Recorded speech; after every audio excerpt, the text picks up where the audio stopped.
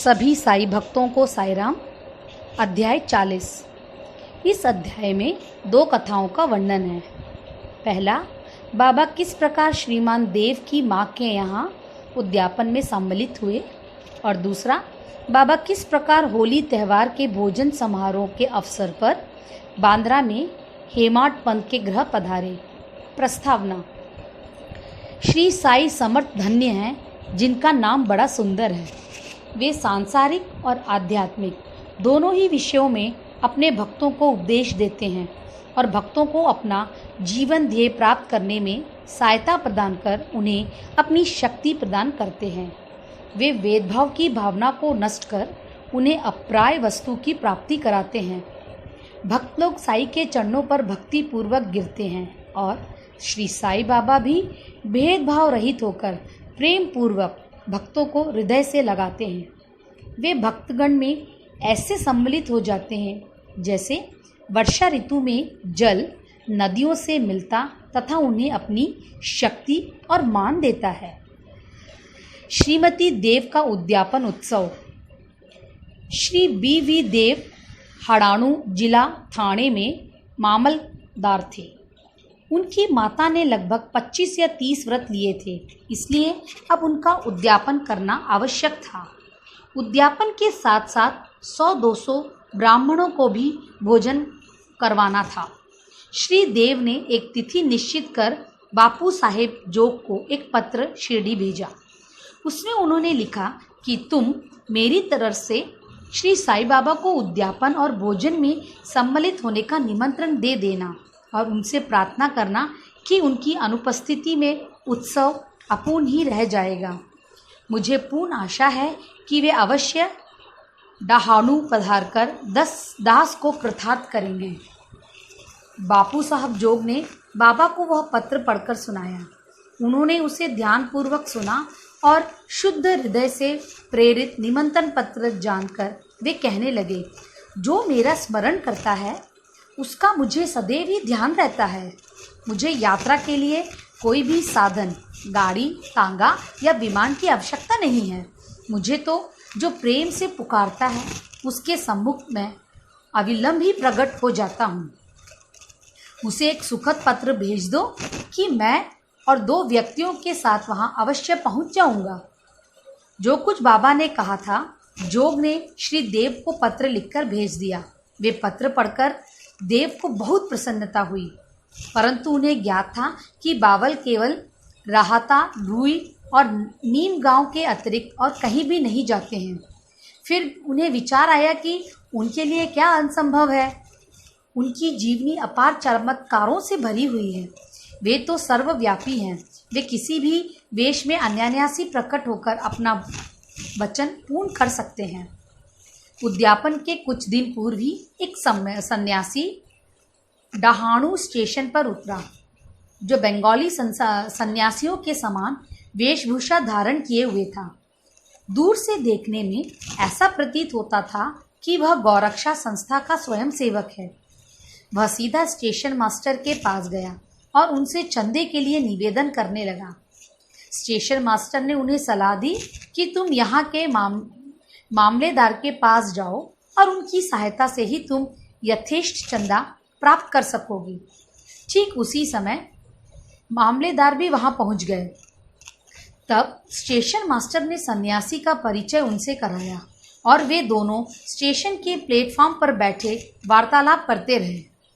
मामलेदार ने बताया कि यहाँ के प्रमुख नागरिक श्री राव साहेब नरोत्तम सेठ ने धर्मार्थ कार्य में निमित्त चंदा एकत्रित करने के लिए एक नामावली बनाई है। अतः आप एक और दूसरी नामावली बनाना कुछ उचित सा प्रतीत नहीं होता। इसलिए श्रेयस्कर यही होगा कि आप 2-4 माह के पश्चात पुनः यहाँ दर्शन दें। यह सुनकर सन्यासी वहाँ से चला गया और 1 माह पश्चात श्री देव के घर के सामने तांगे से उतरा। तब उसे देखकर देव ने मन ही मन सोचा कि वह चंदा मांगने ही आया है। उसने देव को कार्य व्यस्त देखकर उनसे कहा, श्रीमान, मैं चंदे के निमित्त नहीं वरन भोजन के लिए आया हूँ। देव ने कहा, बहुत आनंद की बात है, आपका सहर्ष स्वागत है। सन्यासी, मेरे साथ 2 बालक और हैं। देव, तो कृपा करें उन्हें भी साथ ले आइए। भोजन में अभी 2 घंटे का विलंब था, इसलिए देव ने पूछा, यदि आज्ञा हो तो मैं किसी और को बुलाने को भेज दूं? सन्यासी, आप चिंता ना करें, मैं निश्चित समय पर उपस्थित हो जाऊंगा। देव ने उनसे दोपहर में पधारने की प्रार्थना की। ठीक 12 बजे दोपहर को वे तीनों वहां पहुंच गए और भोज में सम्मिलित होकर भोजन करके वहां से चले गए। उत्सव समाप्त होने पर देव ने बापू साहेब जोग को पत्र में उल्हाना देते हुए बाबा पर वचन भंग करने का आरोप लगाया। जोग वह पत्र लेकर बाबा के पास गए, परंतु पत्र पढ़ने के पूर्व ही बाबा ने उनसे कहा, अरे, मैंने वहां जाने का वचन दिया था तो मैंने उसे धोखा नहीं दिया। उसे सूचित करो कि मैं अन्य 2 व्यक्तियों के साथ भोजन में उपस्थित था, परंतु जब वह मुझे पहचान ही ना सका तब निमंत्रण देने का कष्ट ही क्यों उठाया था। उसे लिखो कि उसने सोचा होगा कि वह सन्यासी चंदा मांगने आया है, परंतु क्या मैंने उसका संदेह दूर नहीं किया था कि 2 अन्य व्यक्तियों के साथ ही मैं भोजन के लिए आऊँगा? और क्या वे त्रिमूर्तियाँ ठीक समय पे आकर भोजन में सम्मिलित नहीं हुई? देखो, मैं अपना वचन पूर्ण करने के लिए अपना सब कुछ निछावर कर दूंगा। मेरे शब्द कभी असत्य ना निकलेंगे। इस उत्तर से जोग के हृदय में बहुत प्रसन्नता हुई और उन्होंने पूर्ण उत्तर लिखकर देव को भेज दिया। जब देव ने उत्तर पढ़ा तो उनकी आंखों से अश्रुधाराएं प्रभावित होने लगी। उन्होंने अपने आप पर बड़ा क्रोध आया और उन्होंने कहा कि मैंने व्यर्थ ही बाबा पर दोषारोपण किया है। वे आश्चर्यचकित से हो गए कि किस तरह मैंने सन्यासी की पूर्व यात्रा से धोखा खाया, जो कि चंदा मांगने आया और सन्यासी के शब्दों का अर्थ न समझ पाया कि अन्य व्यक्तियों के साथ मैं भोजन पर आऊँगा।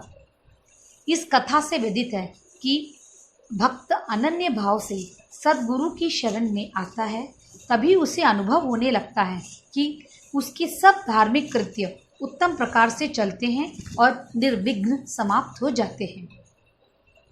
हेमाड पंथ का होली त्यौहार पर सहभोज। अब हम एक दूसरी कथा लें जिसमें बतलाया है कि बाबा ने किस प्रकार चित्र के रूप में प्रकट होकर अपने भक्तों की इच्छा की पूर्ति की। सन 1917 में होली पूर्णिमा के दिन हेमाड पंथ को एक स्वप्न हुआ। उन्हें बाबा एक सन्यासी के वेश में दिखे और उन्होंने हेमाड पंथ को जगाकर कहा कि मैं आज दोपहर को तुम्हारे यहाँ भोजन करने आऊँगा।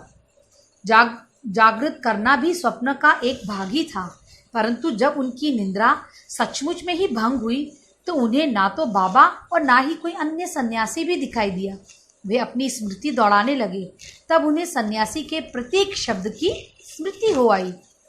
यद्यपि वे बाबा के सानिध्य का लाभ गत 7 वर्षों से उठा रहे थे तथा उन्हीं का निरंतर ध्यान करते रहे थे, परंतु यह कभी भी आशा ना थी कि बाबा कभी उनके घर पधार कर भोजन कर उन्हें यथार्थ करेंगे।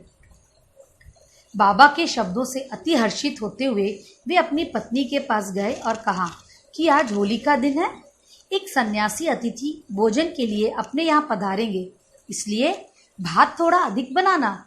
उनकी पत्नी ने आतिथ्य के संबंध में पूछताछ की। प्रत्युत्तर में हेमाड पंथ की बात सुनकर गुप्त ना रखकर स्वप्न में वृत्तांत सत्य सत्य बतला दिया। तब वे संदेहपूर्वक पूछने लगी कि क्या यह कभी संभव है कि वे शिरडी के उत्तम भोजन त्याग कर इतनी दूर बांद्रा में अपना रूखा सूखा भोजन करने को पधारेंगे। हेमाड पंत ने विश्वास दिलाया कि उनके लिए क्या असंभव है। हो सकता है वे स्वयं ना आए और कोई अन्य रूप में पधार कर यहाँ पे आ जाएं। इसी कारण थोड़ा अधिक भात बनाने में हानि ही क्या है। इसके उपरांत भोजन की तैयारियां प्रारंभ हो गई। होलिका पूजन प्रारंभ हो गया और पत्तले बिछाकर उनके चारों ओर रंगोली डाल दी गई। 2 पंक्तियां बनाई गई और बीच में आतिथ्य के लिए स्थान छोड़ दिया गया। घर के सभी कुटुंब, पुत्र, नाती, लड़कियां, दामाद इत्यादि ने अपना भोजन स्थान ग्रहण कर लिया और भोजन परोसना भी प्रारंभ हो गया। जब भोजन परोसा जा रहा था तो प्रत्येक व्यक्ति उस अज्ञात अतिथि की उत्साहपूर्वक राह देख रहा था। जब मध्याह्न भी हो गया और कोई भी न आया, तब द्वार बंद कर सांकल चढ़ा दी गई। अन्न शुद्धि के लिए घृत विवरण हुआ, जो कि भोजन प्रारंभ करने का संकेत है। वैश्वदेव अग्नि को औपचारिक आहुति देकर कृष्ण को नैवेद्य अर्पण किया गया। फिर सभी लोग जैसे ही भोजन प्रारंभ करने वाले थे कि इतने में सीढ़ी पर किसी के चढ़ने की आहट स्पष्ट आने लगी। हेमाड पंत ने शीघ्र उठकर सांकल खोली और दो व्यक्तियों, अली मोहम्मद और मौलाना स्मू मुजाफर को द्वार पर खड़े हुए पाया। इन लोगों ने जब देखा कि भोजन परोसा जा चुका है, केवल प्रारंभ ही करना शेष है, तो उन्होंने इस विनती के भाव में कहा, आपको बड़ी असुविधा हुई है, इसके लिए हम क्षमा प्रार्थी हैं। आप अपनी थाली छोड़कर दौड़ आए हैं और तथा अन्य लोग भी आपकी प्रतीक्षा में हैं, इसलिए आप अपनी यह संपदा संभालिए। इससे संबंधित आश्चर्य घटना किसी अन्य सुविधाजनक अवसर पर सुनाएंगे। ऐसा कहकर उन्होंने पुराने समाचार पत्रों में लपटा हुआ एक पैकेट निकालकर उसे खोलकर मेज पर रख दिया। कागज के आवरण को ज्यों ही हेमाड पंत ने हटाया तो उन्हें बाबा का एक बहुत बड़ा सुंदर चित्र देखकर महान आश्चर्य हुआ। बाबा का चित्र देखकर वे द्रवित हो गए। उनके नेत्रों से आंसुओं की धारा प्रवाहित होने लगी। उन्हें और उनके समूचे शरीर में रोमांच हो आया। उनका मस्तक बाबा के श्री चरणों पर झुक गया। वे सोचने लगे कि बाबा ने इस लीला के रूप में ही मुझे आशीर्वाद दिया है। कौतूहलवश उन्होंने अली मोहम्मद से प्रश्न किया कि बाबा का यह मनोहर चित्र आपको कहाँ से प्राप्त हुआ? उन्होंने बताया कि मैंने इसे एक दुकान से खरीदा था। इसका पूर्ण विवरण मैं आपके किसी अन्य समय के लिए शेष रखता हूँ। कृपया अब आप भोजन कीजिए, क्योंकि आप सभी आपकी प्रतीक्षा कर रहे हैं। हेमा पंत ने उन्हें धन्यवाद देकर नमस्कार किया और भोजन गृह में आकर अतिथि के स्थान पर चित्र को मध्य में रखा, विधि पूर्वक नैवेद्य अर्पण किया।